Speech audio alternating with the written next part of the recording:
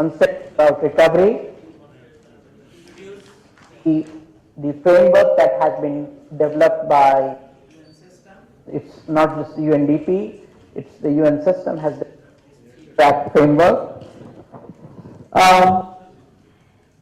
Some of the planning principles, some of the essential steps that while designing a livelihood program, and a very quick overview of interventions. So this is, I think, my session would be largely conceptual, and I think the subsequent sessions would go into the details of different kinds of interventions. To begin with, a little bit about the recovery. Now, the recovery, it encompasses response, relief, reconstruction. It's a long drawn process, and it starts with relief. Some people say that relief is not recovery, but relief is very much part of recovery. Reconstruction is very much part of recovery. So it starts right after the disaster and go for a long time. Then we have what are the main objectives. We build disaster. This is more than a return to a status quo ex ante, in the sense that we would like to rebuild. We would like to improve the situation, not just restore the status quo. So it should be a development-oriented recovery. It involves different sectors: housing, livelihoods, governance. So it's a multi-sector effort. It also introduces risk reduction, peace building, conflict resolution. It builds disaster resilient, sustainable communities, or what we call resilient communities. So recovery has to have a vision. It has to have some long-term objectives, and it requires collaboration among different stakeholders.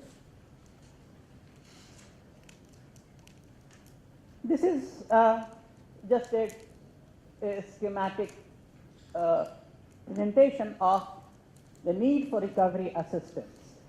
If you see that here, there is a shock or disaster, which actually applies pressure on the household's level of income, consumption, level of well-being. So there is a downward pressure on the households. They have to forego their consumption, they have to forego their income. There is a decline in standard of living. So at that point, we provide relief assistance, we provide recovery assistance. So the community support, household assets, all these things, there are several ways in we organize the assistance to the communities, and with the result that household copes or adapts. And in those cases where the household copes or adapts successfully, the household recovers. But in many cases where the households fail to cope or adapt, they go below the poverty line. So this stage, the second stage, where we provide the relief or recovery assistance, where we provide assistance aimed at regeneration, rebuilding of assets, it's the most important thing. And this is, on the horizontal axis we have shown time, how quickly you provide the assistance. On this vertical axis, you have the standard of living, how the people recover.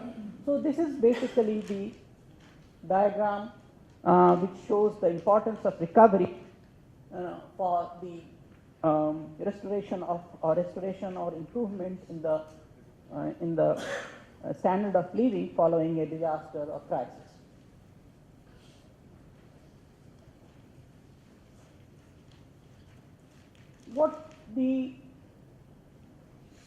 These are the different aspects of recovery.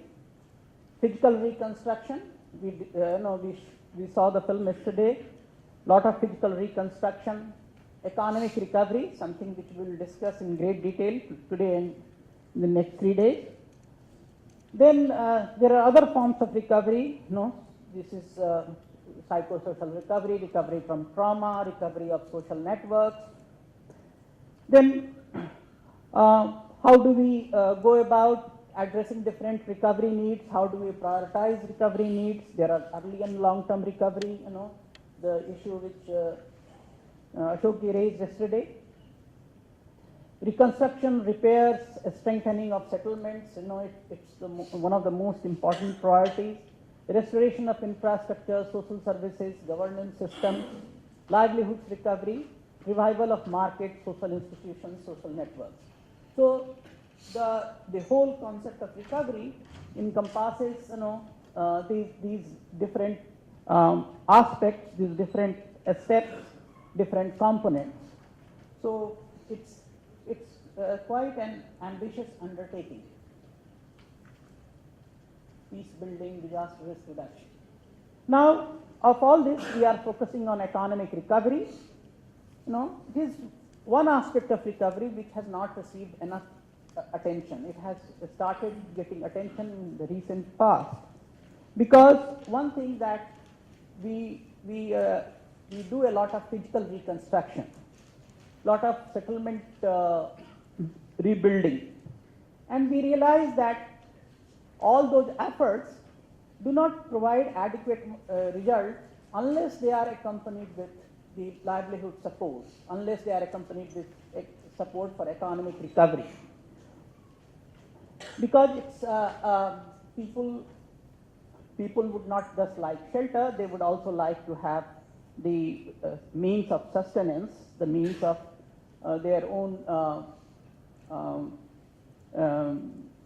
livelihoods. And if we don't address those aspects, I think the impact is irrevocable. So the economic recovery, it contributes to peace building, it strengthens resilience to disaster and climate risk, it accelerates the achievements in poverty reduction. We conducted some surveys, in some of the surveys after the recovery reconstruction program, people are well off economically, largely because the economic assistance that they receive. But in some of the places, they are not so well off, largely because the other forms of assistance did not materialize. So poverty reduction is very much an objective of the recovery, and when the economic recovery is included, I think it helps the poverty reduction.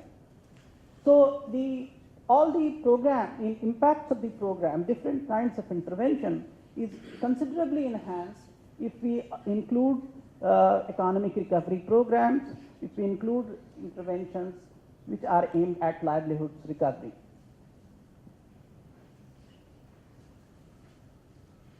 These are some of the things, definitions. Naresh referred to these definitions yesterday. Livelihood, livelihoods comprises capabilities, assets, and activities for means of living. So these are three very critical terms I think we all must remember: capabilities, assets, and activities. What is the sustainable livelihood recovery? It's the process of building and developing those strategies and activities which regenerate assets and capabilities, so that the people have the means of living. So sustainable livelihood recovery, and then sustainability. Now sustainability is something that could be looked at from different ways. One is that sustainability of interventions, that governments are intervening in a way that's very sustainable, that also aims at the conservation of natural resources, that's fiscally sustainable, that's also consistent with the livelihood patterns, the endowment patterns, the asset endowment patterns. So sustainability is something that we can look at it from different angles, and it's very important that the interventions are relevant and sustainable.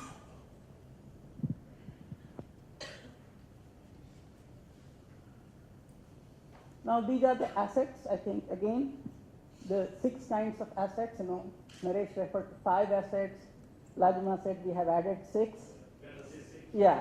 So now we have 6 assets here, and it's again very important that we have a good understanding of these assets, because these assets play a very important role in designing your interventions.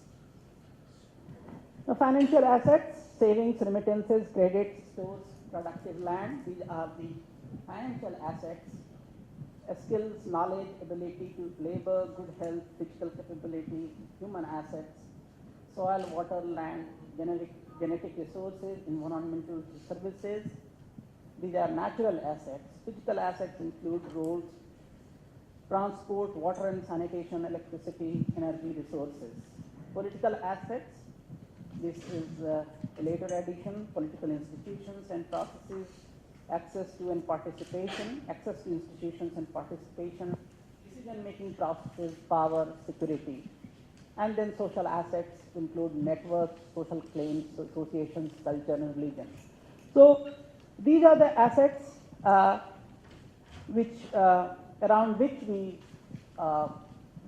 design and build the livelihoods interventions. We are aiming at improving these assets, Some of these assets are at the household level, some of these assets are at the community level, some of these assets are maybe at the subnational level. So, and all these different kinds of assets play a very important role in creating and sustaining different kinds of livelihoods. Now we come to the 3-track policy. This 3-track policy was developed for livelihood development, was developed by the UN system in response to conflicts and crises. It was not really developed, I think it was 2008 or 2009. UN General Assembly adopted this, and then later UNDP adopted it for the purpose of disasters as well. So it was developed first in response to the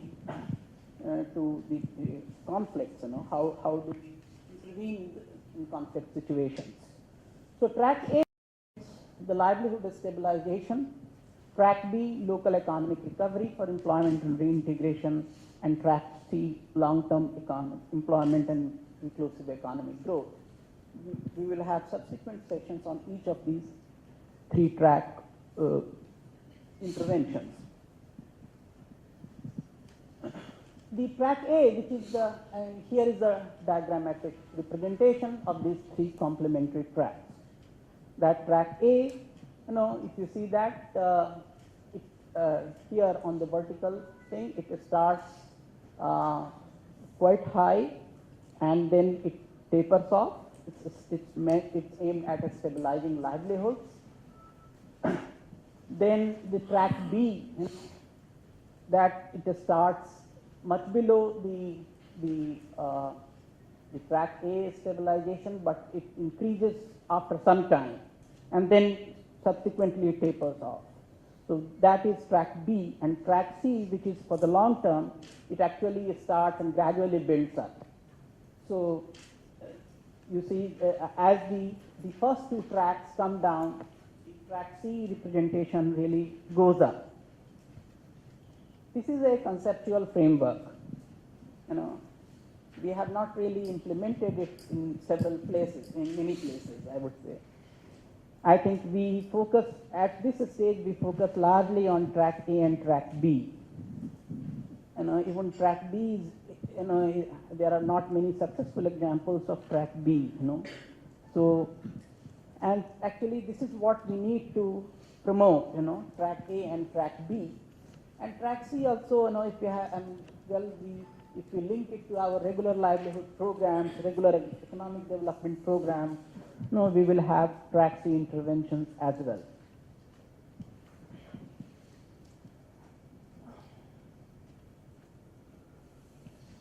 So what does this track A intervention consist of? Targeted livelihoods and self-employment startup, grants, kits, cash and work, livelihoods startup grants, access to microcredit.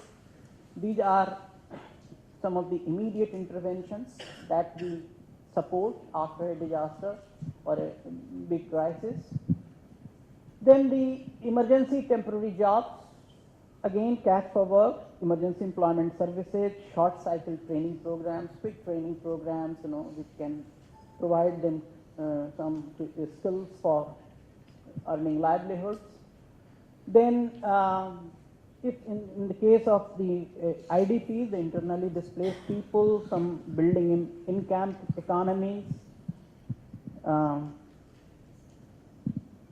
infrastructure rehabilitation. What is in-camp economy? In-camp economy is something that the people, living in large camps, maybe, Pakistan, the Afghanistan IDPs would be a good example. They are living there in large numbers. So generating some of the activities which would serve all the people living in these camps. And then the immediate social capital recovery, which is building, restoring networks, social cohesion, promoting social cohesion, social capital, public goods, associations, key institutions. So the idea is that the social solidarity is restored, that people work more smoothly as social units, and all this would help the stabilization of the income and consumption. Yeah. In one instance, I was in a country, I wasn't there for disaster, but my understanding this was Samoa after the December cyclone. And one business person said, actually, this has been good because so many people are coming and going from development agencies. So are the relief operations themselves considered a market for generating employment? Because it's usually that huge influx of people. Are they built into this livelihoods framework? Always the case. Sorry? Always the case, If you look at any economic analysis of a disaster, there is an impact on the local economic activity and the GDP, little bit, minor. But in the next year or next 6 months, suddenly the level of economic activity goes up. The GDP also goes up. And it is largely explained by the investments that are made in the reconstruction. A lot of money comes for the purpose of reconstruction. And that, I'm just saying that is what you are saying is at a small scale, but that lot of people come and it buoys up the local economy for some time. But if you extend it a little more, in the sense that when the people come, the money comes, the reconstruction efforts start materializing. So it brings in a lot of resources from different quarters, and then it has a buoying up impact on the economy. So it always helps. Relief helps because relief also brings in money. Reconstruction helps. So all this, definitely, So disaster tourism is not necessarily so bad.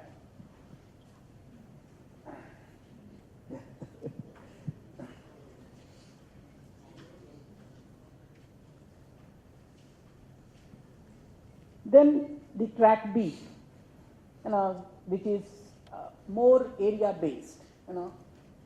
It's basically aimed at local capacity development. Where all the economic actors, they start supporting the process. So actually, it is to help these local capacity development. The governments, communities, organizations, civil society organizations, NGOs, banks, all these, they are supported, but they also support the process of economic recovery. All the different kinds of communities, different kinds of social groups, they come together, they engage in a lot of activities, they take community contracts for different kinds of activities, particularly infrastructure, rehabilitation. Then this energy, ecotourism, there are different activities in which these community groups get engaged in, and so this process is driven by community. It is largely area based. It's identified on the basis of the local resource endowments, local needs. So small scale livelihood activities, short to long term vocational training and placement, microfinance, private sector development, all these activities, these activities, track B, they are, I would say, an adequate time frame would be, say, 1 month to 1 year or so, in which these activities are organized and the support is provided. And then track C, which is the long-term economic development, employment creation, inclusive economic growth. It is more aimed at creating the enabling environment where people provide these macroeconomic policy analysis, some of the trade facilitation, introduce decentralization policies. So it's basically aimed at developing long-term institutions which bring change in the local economy, the structure of the economy, the composition of the economy. It also aims at development of value chains. We talked about it today. So and facilitating the business, local businesses, on a more long-term basis. And again, we recognize that some of these long-term economic growth cannot be possible without the enabling social protection and safety nets. So some of those things also are included in the track C interventions. So you have track A, track B, and track C interventions. These are different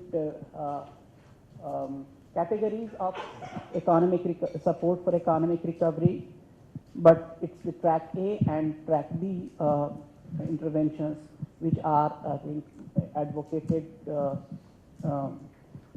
more strongly for the purpose of effecting economic recovery. Yeah. How do we decide for a particular disaster that this track should be used differently, and whether all the three tracks are required or not? All the three tracks, you can run all the three tracks simultaneously. Not actually track C, but definitely track A and track B. Any disaster, track A is definitely the immediate requirement. For example, if we went to Odisha, the people are without any jobs. So you can immediately arrange the National Rural Employment Guarantee Scheme jobs. You can provide jobs to the people through NREGS, or you can provide quick grants to them. Some of the boats are damaged, so if the fishermen want to resume the fishing operations, then with the help of some grants they can repair it's not possible to do the entire repair, but some small repairs, and they can resume the fishing operations. Similarly, the farmers have lost their crops, and they don't have any inputs. They don't have seeds for replanting. So we can provide the seeds immediately. We can also provide some money, through which they can buy a few things, for resuming the agricultural operations. So these are good examples of track A intervention. And but track A intervention is organized in short term. It's very helpful, but it's not enough. So it needs to be supplemented with track B. Again, for the track B, I think some livelihoods assessment is very, very important, and you need to design your track B interventions on the basis of livelihoods assessment. Who is affected? How are they affected? To what extent are they affected? Which are the sectors which are affected? These are the questions that are raised, and on that basis you design the track B interventions. Track C interventions, of course, are long-term. Okay. Track C interventions are long-term. They are more institutional, so that's a different. Be far more effective and would feed into the larger process. For example, just the same things that he's talking about, those examples, if you sort of ensure that there are strong, let's say, local groups, panchayats, you route certain, some of this aid through a process which is going to strengthen local institutions, then you're already sort of in a manner keeping some of the strengths of the community in mind, and you are also enabling those processes. Because you know that in the reconstruction process, some of these local institutions will fail. So, I think having that as a reference point, the developmental aspect, is a good thing. It's always very important to keep the structure and the composition of the local economy in mind. Who are affected, how they are affected. In Uttarakhand, it's the tourism which has taken the worst hit, and in Odisha, it's the fisheries which is most affected. Some of the places, maybe in the Philippines, which is right now undergoing a severe disaster, I think the service sector is most likely to be hit. So it's very important to look at this broader aspect and look at the institutions, also because, well, targeted assistance is very important, that we always design programs which are targeted at the people. But if we are just designing programs for the people and we are not looking at the accompanying enabling institutions, then I think the impact is far more limited. I think it's very important that, and some of those points will come later, how partnerships are important, how we need to work with NGOs, financial institutions, and those and other partners. So these are the key reference groups, farmers, fishermen, small business owners, vendors, people engaged in private sector employment, I mean, talking of Samoa. Samoa has a very, I'm forgetting the name of the hotel, it's a very old hotel and the most, I think, well-known hotel in Samoa, and it was, yeah, look, he stayed in that hotel, so perhaps he knows. So that hotel went out of business, and there were about 400 people working for that hotel, and all of them were rendered jobless.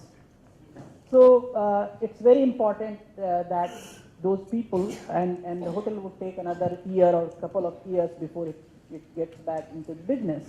So for 2 years or so, all these 400 people, it's a small country, 200,000 people. So it's a big source of employment. And so if 400 people are rendered unemployed, we need to provide assistance to them. So people engaged in different kinds of employment, and they get affected in different ways. Again, the women, I think, are very important reference groups, and any program should take into account their employment needs and their income generation needs. Youth, again, employment, their empowerment, and the people living in the displaced camps. So some of these groups need to be kept in mind when we are designing economic recovery programs. These are the essential steps in recovery planning. Well, we identify labor-intensive skilled jobs as per the opportunities available and skill profile of the beneficiary community. So very important, what are the jobs available, what are the different ways in which we can provide people employment to a large number of people. So we need to take into account the education and the skill profile of the beneficiary community. Then who will provide the employment, it's also very important. Who are the people who would support these livelihood activities? So we need to survey the capacities of different government agencies, NGOs, international agencies, which can assist in planning and implementing the recovery program. Who are the partners, So, and then sources of funding, where will the sources of funding come from? Not everywhere the government provides the assistance. It also comes from the INGOs, it comes from the international agencies. So how much money would be available, and how long the livelihoods interventions can be supported. It's very important that when we are developing such programs, we should not raise expectations, and we should be very clear about how long we would like to support such interventions depending upon the availability of resources. Then, as I mentioned, the enabling mechanisms become extremely important. What kind of technical assistance we provide, what kind of credit we extend, infrastructure support, market linkages, all these are extremely critical to the livelihoods planning. If we are doing a cash for work or food for work, then we also develop the remuneration or wage structure, what kind of wages will provide, and then the exit strategy. How long are we going to provide, what kind of interventions, and how long, and discourage people from being over dependent on external assistance. Indicate the risks. What are the risks? Again, a risk assessment is part of the livelihood planning, and then MME, monitoring and evaluation of the benefits that flow from the program. So these are some of the essential steps, and then there are other things that we need to keep in mind. Utilization of social safety measures. There are existing social safety measures. So quick disbursal of relief assistance would be very helpful, for restoring livelihoods. It provides some amount of money, but it is very critical at that moment. Cash for work, food for work programs. Many countries, these are part of the social protection programs. Many countries have, India has, assistance to women through microfinance institutions, self-help groups. All the women have some savings. So if the microfinance institutions could release some of the savings, I think that would be very helpful. Social insurance, old age pension, unemployment insurance, health benefits, all of them are important for restoration of livelihoods. Programs aimed at socially weaker groups. So we should optimize social safety measures to assist the livelihood generation. Then the development of inclusive markets, where we strengthen the market, restore the market institutions, restore the infrastructure, access roads, that markets start working, that the markets receive the supplies, and the value chain, whatever value chain exists, it's restored as fast as possible. So, and all the private sector resources also could be utilized, the CSR, and a lot of CSR and what do you call CSR? Yeah, corporate social response. They could be utilized for development of the inclusive markets. I will make it now. And then the emphasis on economic empowerment of women, that women's access to livelihood resources are expanded, that they should be able to invest in different kinds of employment. I've seen how SHGs have been active in generating renewable energy. Encourage women to form public-private partnerships for local service delivery, strengthening women's legal status. As I mentioned, the focus on women is very, very critical, and so different ways in which the process of economic empowerment of women could be strengthened. And then partnerships. You need to build partnerships with the NGOs, cooperatives, microfinance institutions. We need to have linkages with training institutions, and then some of these international donors, multilateral agencies. So very important that we have a lot of partnerships going in the livelihood programs. Capacity building support, again, the government line ministries, they should be supported to lead assessment, programming. So all these, there are many agencies which can provide the support, but they need to be provided with some capacity. They need to be able to conduct the assessment. So all this will require a lot of capacity building support, and then monitoring and evaluation. So how we establish, develop indicators, which are specific, measurable, achievable, relevant, and time-bound. We establish baseline and targets, identify risks and assumptions, develop result framework. So some of these things we will go into it in detail. I just mentioned some of the essential steps here. So this is overall the concept and the steps involved in livelihoods planning, and I think that I think what is going to be the most important piece is going to be the political will. To not necessarily. I do not agree. No, I think the political will is most readily available. You know, politicians want to help people generally. You know, that's my experience. The thing is this, that we should be able to show them how to help people. You know, if you talk to a normal bureaucrat, he would say, well, the resources are not available, you know, we can't do so much, you know, people will become dependent, you know, it will create dependency syndrome. You know, dependency syndrome is something that is used very, you know, frequently. So all kinds of pleas are given, you know, to curb or moderate this kind of interventions.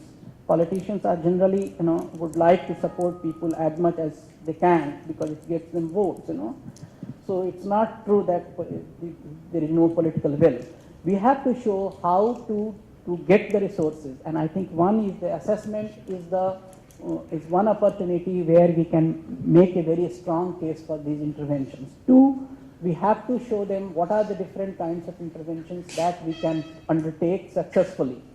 Three, we can show that how some of these interventions are very important for the overall economic development. I mean, I'm just giving you the example of the Uttarakhand. You know, Uttarakhand has been growing at the rate of 16%. You know, the annual growth of Uttarakhand is 16%. Was growing so rapidly, and most of this growth is comes from tourism. The influx of tourism is very tourist is very high there. Now, if the economy, state economy is in shambles, you know, because the tourism is not, the tourists are not coming, I think it's very important that the state government comes up with a policy for the tourism sector. You know, and a lot of people have set up a small hotels, a small restaurants, you know. We have not provided assistance for them. The state government has not provided assistance, you know, for these small players. I think if the state government develops a package of assistance for these small restaurants, hotels, tourist facilities, I don't think the politicians will come in the way. No, don't give them. They would be more than happy to do that. The thing is this, that we need to realize that tourism is the mainstay of Uttarakhand's economy, and any attempt at economic revival, economic recovery would very much depend upon targeted assistance to the tourists, to the owners of the tourist facilities. You know, be it small, be it big. We have different ways of providing assistance, but it's very important to do that. So I think, politicians are not really here the part of the problem. Yes, please. When you talk about sustainable economic recovery, you know, in a context where an area, community is, you know, repeatedly faced by disaster. Yeah. You look at Bangladesh, Delta, or somebody I think yesterday was referring to a area under continuous eruptions. So, what actually do you recommend for an area other than, you know, displacement for such places? I think, it's in these situations that our partnerships are very important, and it is in these situations that the new ideas are very important, and that we need to say institutions like UNDP can play a very important role in adding value and not starting those stereotypical activities. Many places, I saw that in Bangladesh also, in this area, Sundarbans area,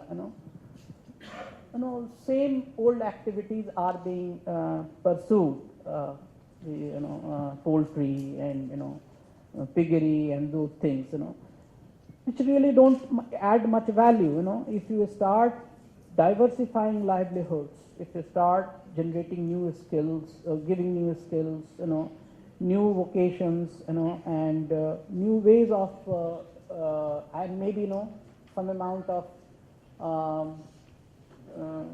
transferring small populations also. It's very important that, some of these areas are overpopulated, and so creating those opportunities whereby the people take to new skills, new opportunities, I think it's very, very important. And the NGOs, international agencies, I think need to work with the government to create these kind of opportunities rather than sticking to the old types of activities which we have been, supporting for a very long time.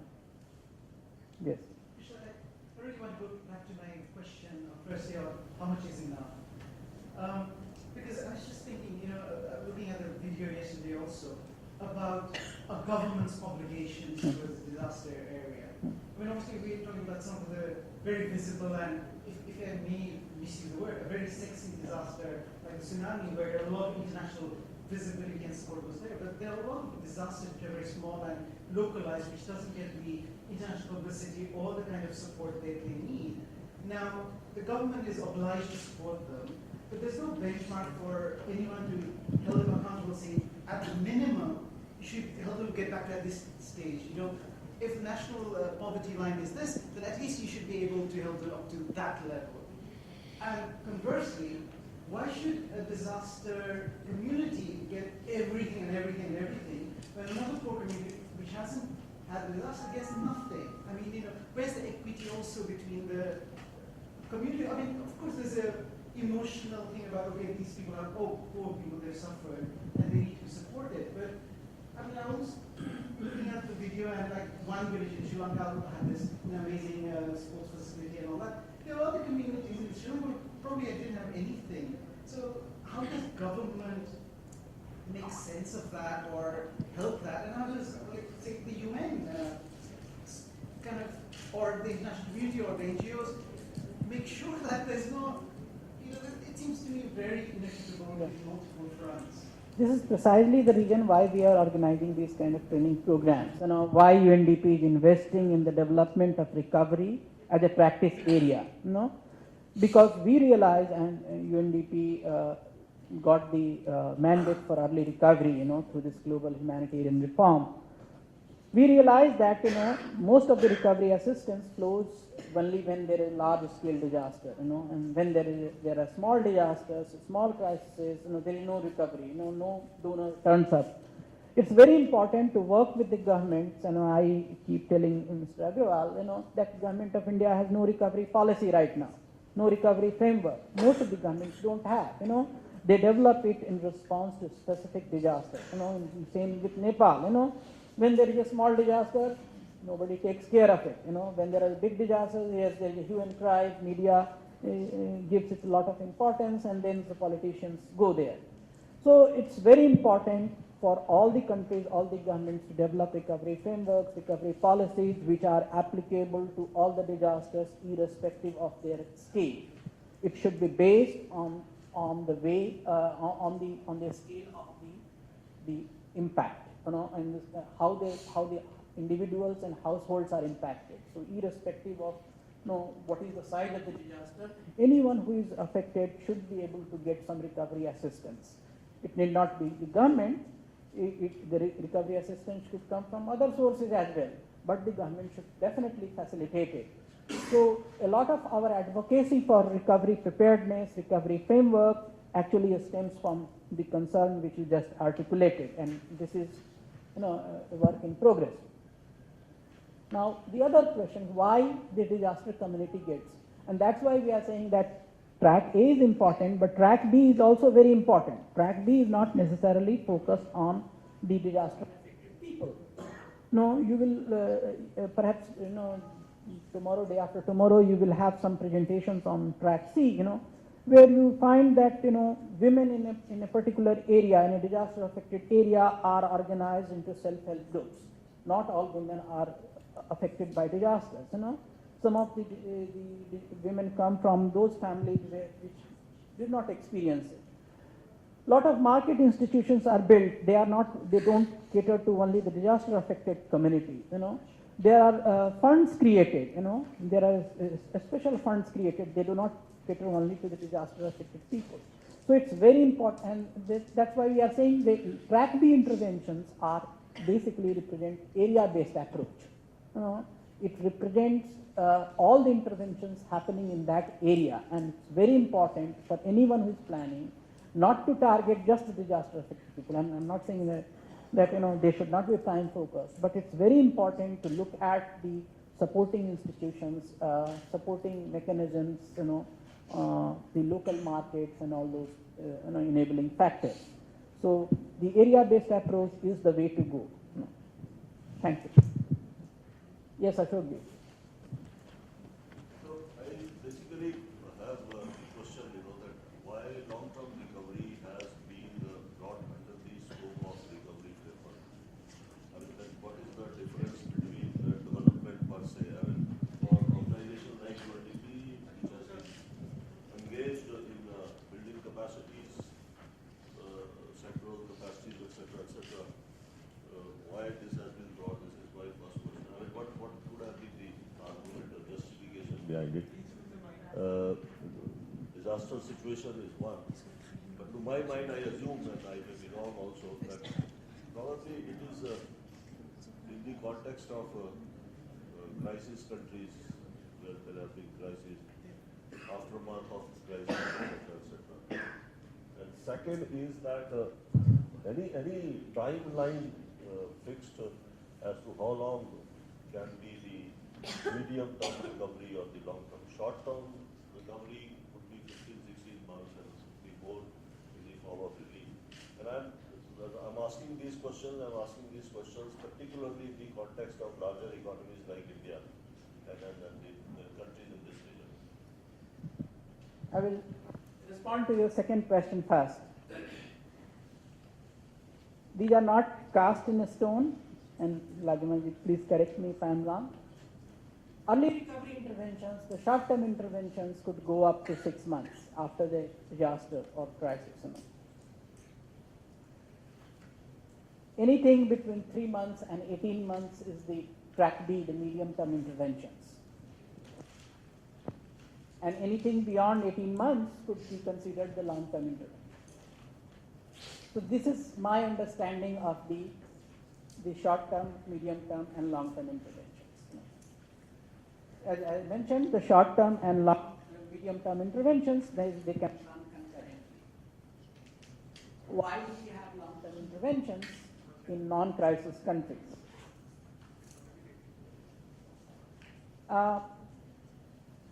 Yesterday, I think Annie raised the issue of Kaveri Delta, how distressed the whole environment is. Go to the Sundarbans and see how the situation is. And Pacific, where the people who would take 3 crops, 2 crops earlier would now take only 1 crop.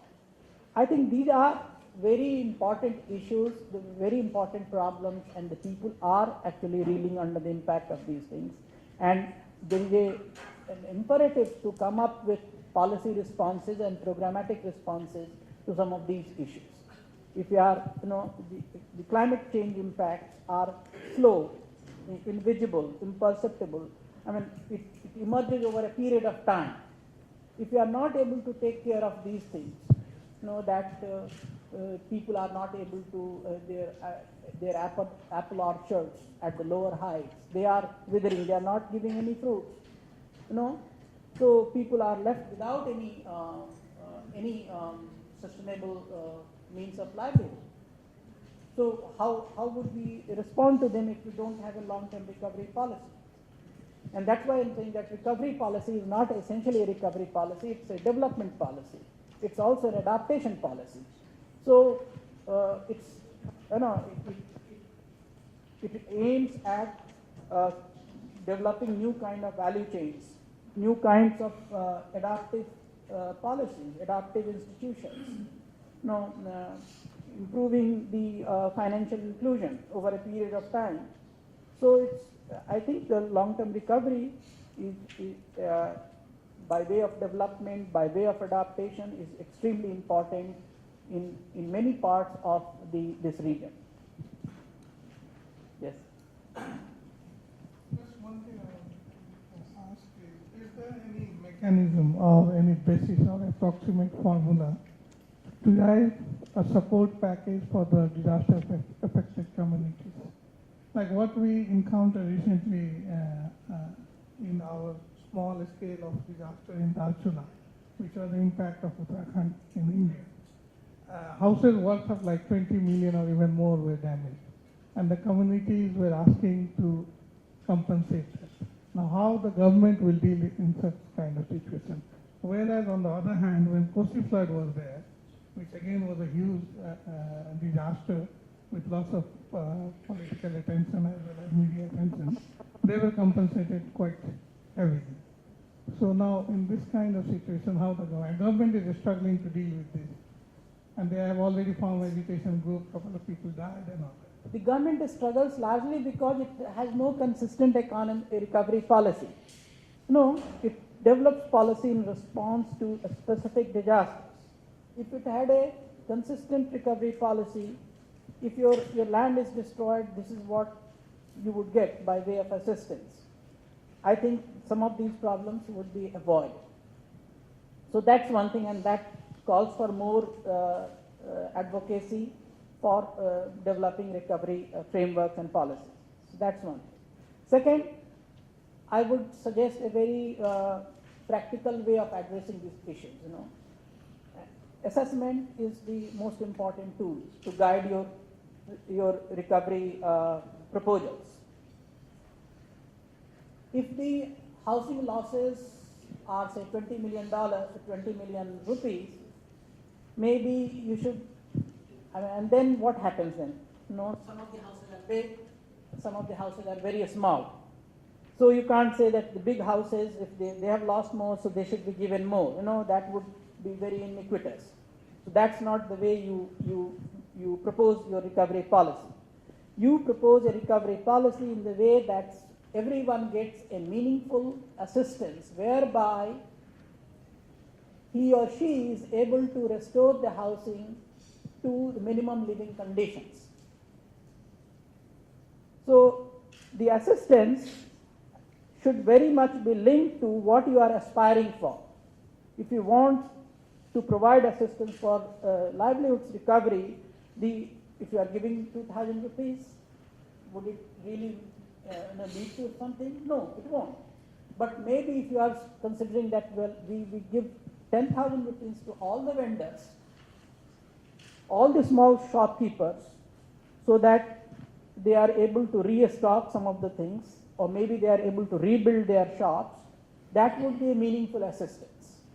So what would be a meaningful assistance, in the context of the local economy, should determine your proposal.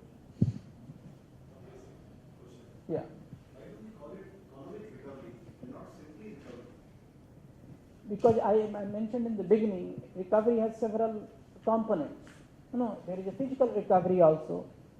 So, whereby we emphasize infrastructure, housing, and all those things. What has happened that in the process of recovery, in the past, we have emphasized the infrastructure. Today also, the infrastructure is most emphasized, which is very important, but one tends to neglect the individual households, who suffer economically.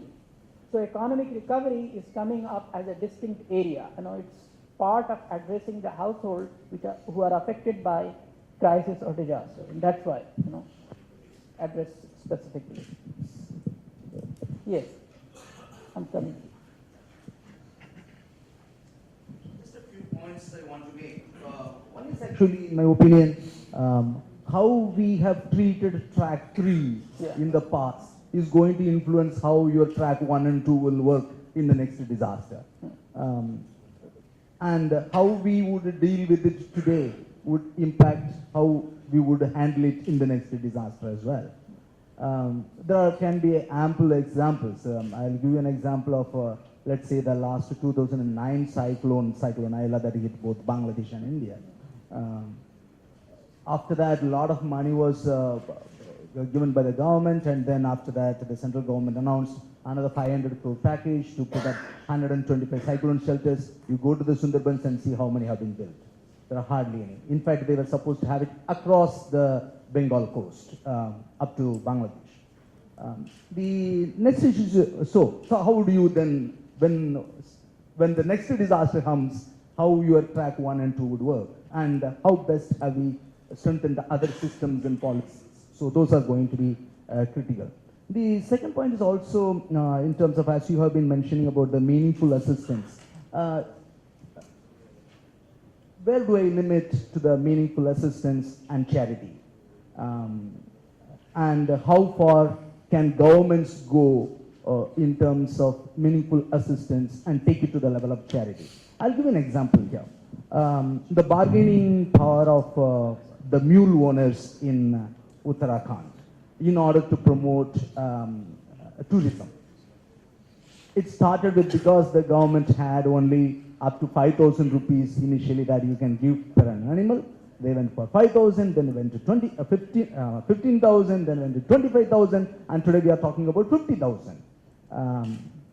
Whose money is this? It's public's money, ultimately. So if you are going to, and the government hasn't record of more than 1,700 mule owners who are registered. Now look at people who have not registered. So how do you handle that? There were more than 3,000 mules which are said to be missing but are not registered with the government. What happens to them? So these 1,700 people are going to get 50,000 rupees, whereas the other people are not going to get any. How do you handle these issues? So these kind of social conflicts do come. I'll give you another beautiful example. Immediately after the disaster, in a month's time in Uttarakhand, you could easily recognize which house had been damaged. You know how? With the number of lights that were burning in their houses. Every house, every agency that went, they said, okay, this house is damaged, so give them one lantern. Because electricity power cuts had happened. So everyone gives them one solar lantern. So ultimately a house that had a partial or a full damage was having 5 or 6 lanterns. Whereas the other houses which had not been damaged didn't have any light. And kerosene or petrol, diesel were not being reached because the roads had been blocked. Ultimately, we were leading to social confusions. Then the district magistrates had to talk to the government and to the NGOs. Hey guys, you need to have different indicators for different things. If you are looking at affected in terms of not having power supplies, then you should take the whole village and not only the houses that are affected. Because everybody wants to give affected population, you see. So having different indicators with different perspectives. So those things also, especially in the initial stages of recovery and relief becomes very critical. The third point I want to mean is also, just as Sir mentioned in the morning, building on capacities. Where do I build on capacities in terms of recovery? How do I build that? Because when I am speaking about meaningful assistance, am I really utilizing the capacity, the innate capacity of the person? And that becomes also another issue. Often, let me be honest, we have built like places in West Bengal and so on, where people, immediately there is a disaster, they must be given a tarpaulin. Without a tarpaulin sheet, then you have not given anything. All right? So, how do we build these capacities? If you don't give it, then you are lost. And it happened in Uttarakhand. And are we, by regularly doing what we consider as a meaningful assistance, are we building dependencies? These are going to be part of the recovery thinking process itself in the long term. Thanks. I wanted to just share a few thoughts that have come to my mind after listening to all colleagues here. One is, I think, we hear a lot about how disaster is really an opportunity also. Maybe we don't capitalize on it as much, but especially I think for TRAXI, where we need a lot of policy advocacy work, disaster can be an opportunity to start that process at least. I mean, in Nepal that we have this strategy for say 7 years now, and it's been just sitting.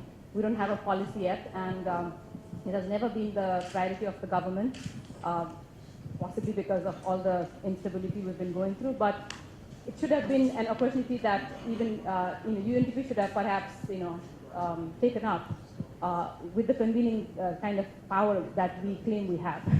But despite many disasters that we have had in the past 5 to 8 years, this policy remains somewhere. And with no parliament around, obviously it doesn't help. Second is when Samirji mentioned this social inequity issue and how and the recent example given of how the disaster-affected community might be getting more assets because of the support that we provide, and hence create situations of conflict.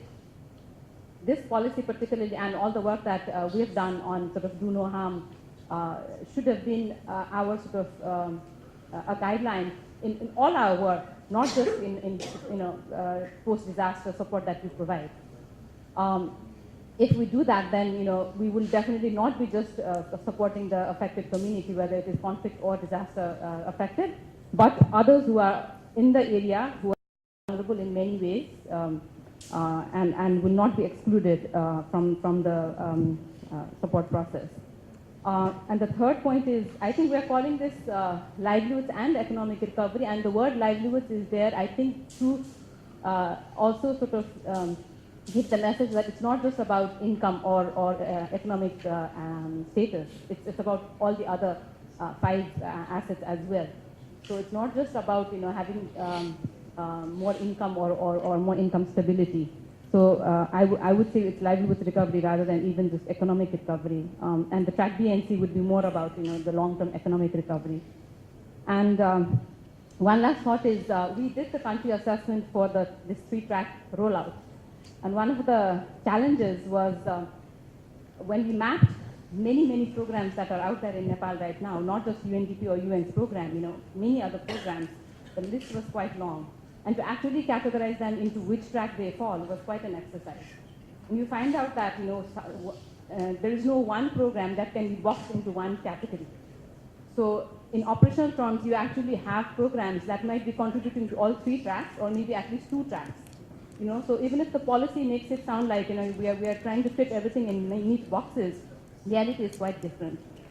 And most of the time, we end up having one program that is contributing at least 2 tracks. You can be doing policy work, but also community level work. So track A and even track C. And I'm talking about not just sort of programs that are targeted to disaster-prone areas, but sort of regular poverty reduction programs. And one of the questions that we were asked when we introduced this, when we had consultations on this policy was, what is it really saying? What is new about this policy? And it's true. I mean, if you look at the tracks, they aren't really saying anything new. We are doing these things in our regular development programs as well. So why should a donor, for example, support our initiative to roll this out as if it is contributing something grand, And my take on that is, I do think that it's not really saying anything new as such, but it's saying how things can be done differently. And it is really putting employment in the center of creating stability and recovery. And bringing the disaster and conflict lens into programming. Those are the 3 things that are sort of adding value. Otherwise, I think the list can continue, and we are all familiar with the kinds of initiatives that are out there. No, I'm saying that all these interventions are not new, but their application is certainly new. Have we thought of using microfinance in the post-disaster context? How often have we thought of? So all these things have been going on. The thing is this, are we providing assistance to the people when they need most? That's the real question. And if you are not able to provide the assistance, what are these programs meant for then? So this is a very quick rundown of all the different kinds of programs, I mean, see, in India, we keep talking about the NREGA, the NREGS all the time. Ambika is here. Ambika, where are you? Can you raise it? He's not here. Okay. I traveled with him in the cyclone-affected area. Everywhere I went, the people were without work, and they were looking for work. Why can't when the government has all the money, all the people to start the NREGS work immediately and provide employment to the people, why can't the government do that? There is absolutely no problem. If you have all the money, you have all the resources, everything going on, and yet you are not able to start the NREGS work. So we keep talking of NREGS all the time when it needed most, and when it could be the most relevant interventions, we are not doing it.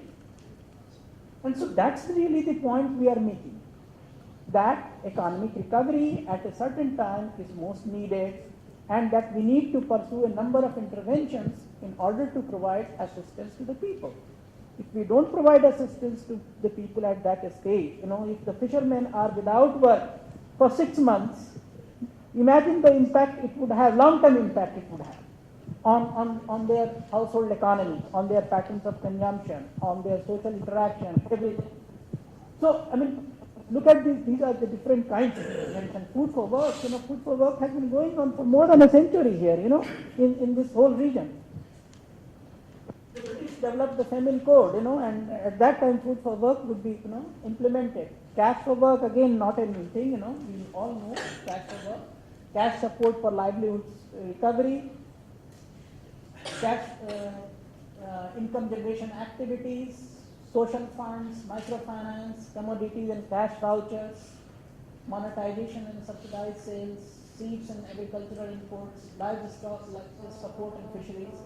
All these are the different kinds of interventions. We have been doing it for all the time. The thing is this, have we been doing it in the post-crisis context? No. So that's why we are taking it up as a relevant policy issue, relevant programmatic issue. Yeah, thank you. Yeah, just 1 second. Yeah. Have we put in place or consistently been working on the track 3 before any disaster happens? I do not think we wouldn't be seen as like trapped into this debate in the first place. This, in response to your questions, this is what happened in Indonesia. Everybody wants to help the affected people, including the, local, national, international organizations. The government are really committed to help the people. They have all the will, they have all the resources, so it's not a problem. But they cannot do that simply because the way the public administration works does not support that recovery sensitive paradigm. What I'm saying is that in the normal context, they do these programs very easily, but during the post-crisis situation, for instance, the financing mechanism is not there to allow them to channel the funds timely to the people who are really need the assistance most. To make the things work, this is based on the lessons in Indonesia, the people who come and do the program audit are the people who have no understanding at all about how the mechanics of working in a post-disaster recovery context. Because all the public funds should be audited, and that should be, public transparency, accountability, and so on. And then, with all this anti-corruption, advocacy, and so on. So we find that in Indonesia, government officials to some extent are deterred from doing things timely and correctly simply because they do not have tools, rules, in place to allow them to do that. What you're saying is really about the early recovery, the critical early recovery period. Aceh was very good. It's now an international example. But what people do not know is that when hundreds of these agencies who go to Aceh, they build very good houses, very good bridges, very good facilities. Probably only 20 to 30% of all these assets now are functioning, simply because building these things very fast, but when they do not think about handing those assets properly in the view of government administration, then they cannot allocate funds for operations and maintenance.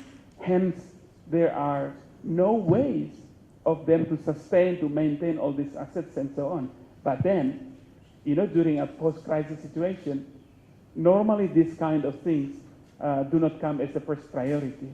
That is part of the advocacy in general.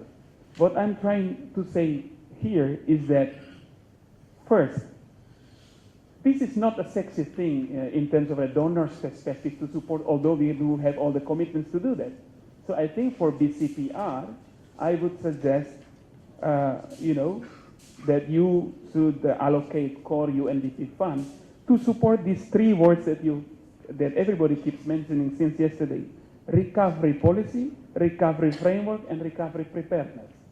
It is so easy to go to, let's say, our partners to convince them about doing good livelihoods for thousands of families, because everybody takes credit for that. But the silent path, that is to getting the system in place prior to the disaster, recovery policy, recovery framework, recovery preparedness, these are indeed something that should draw our attention more, simply because UNDP is best positioned to advocate this kind of stuff. That is my comment. Regarding your short term and medium term, long term, we do not have, you have a very clearly indicated that. But one thing is clearly to add, my friend, actually, the recovery, the format you introduce at the UNDP, even if the strategy you develop also, it's not universal at UN body at all levels. That is one important thing. And second thing, our assessment format. Okay.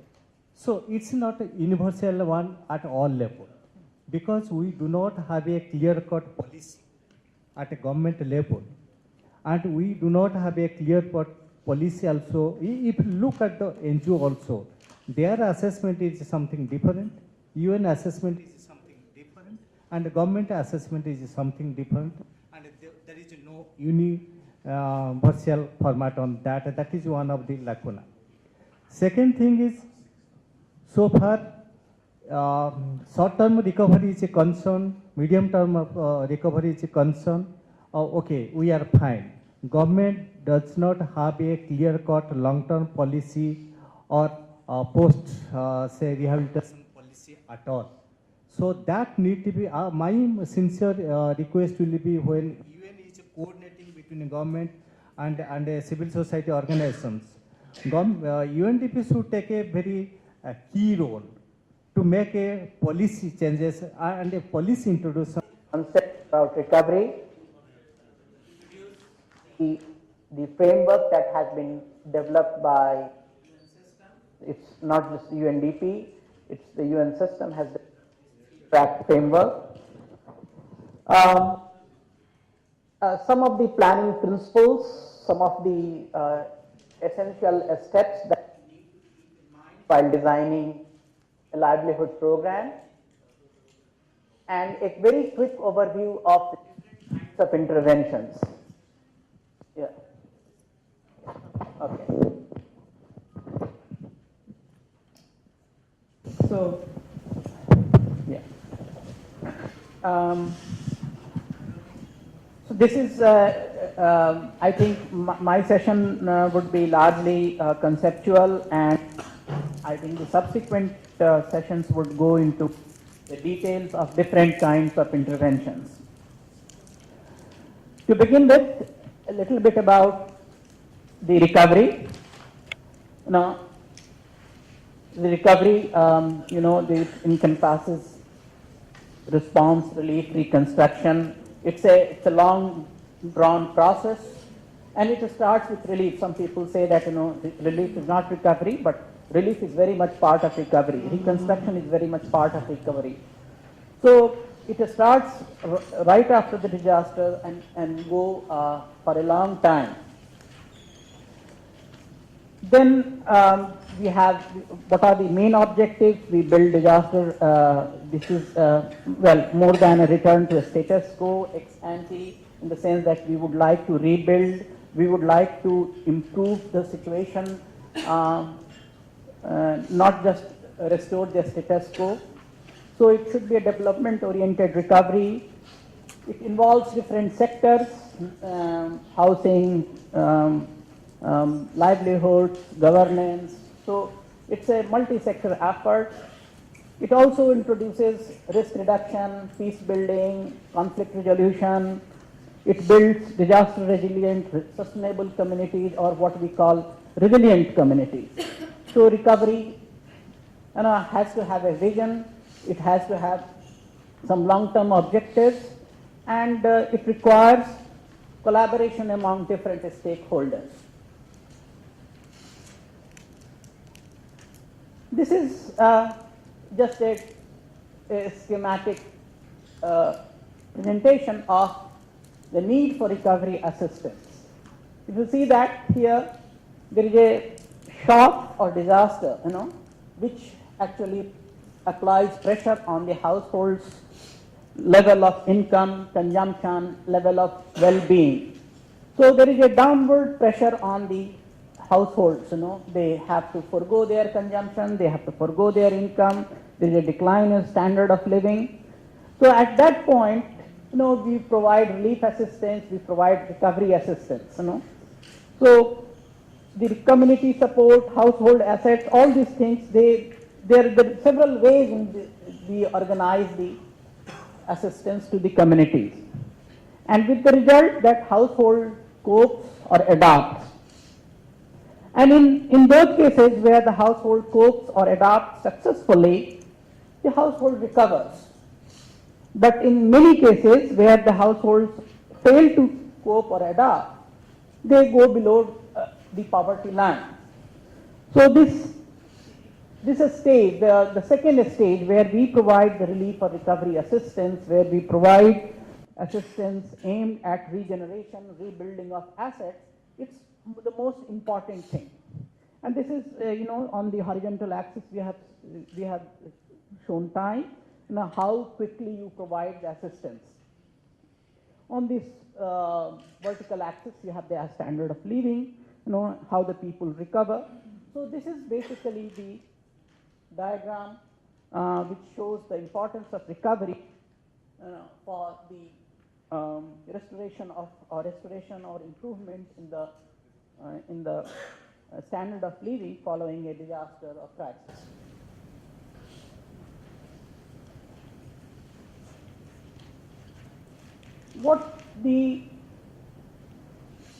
These are the different aspects of recovery.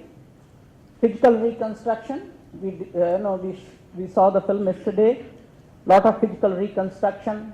Economic recovery, something which we will discuss in great detail today and in the next 3 days. Then there are other forms of recovery, this is psychosocial recovery, recovery from trauma, recovery of social networks. Then how do we go about addressing different recovery needs? How do we prioritize recovery needs? There are early and long-term recovery, the issue which Ashokji raised yesterday.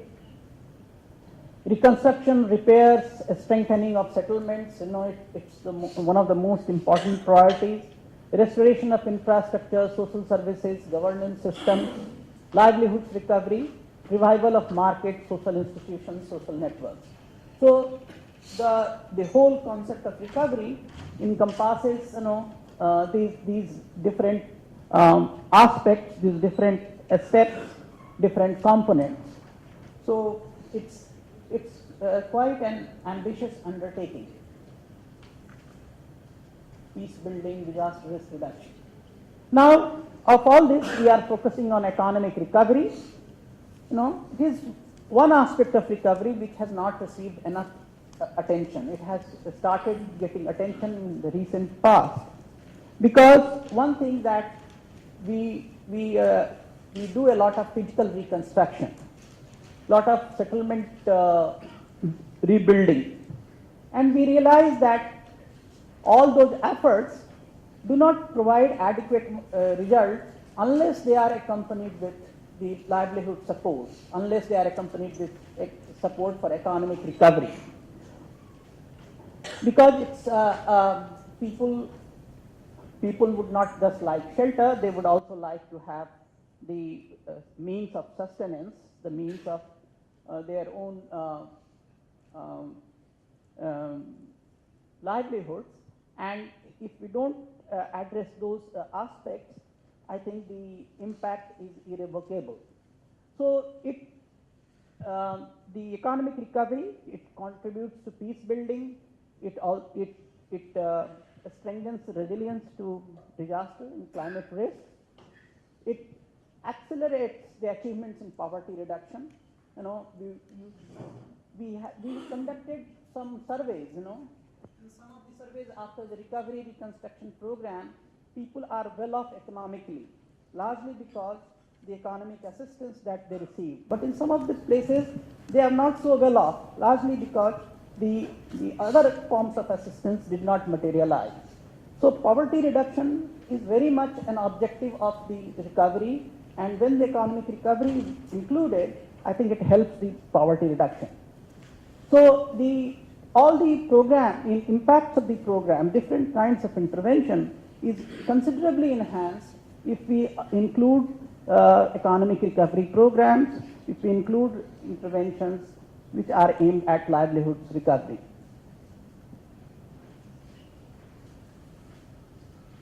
These are some of the things, definitions. Naresh referred to these definitions yesterday. Livelihood, livelihoods comprise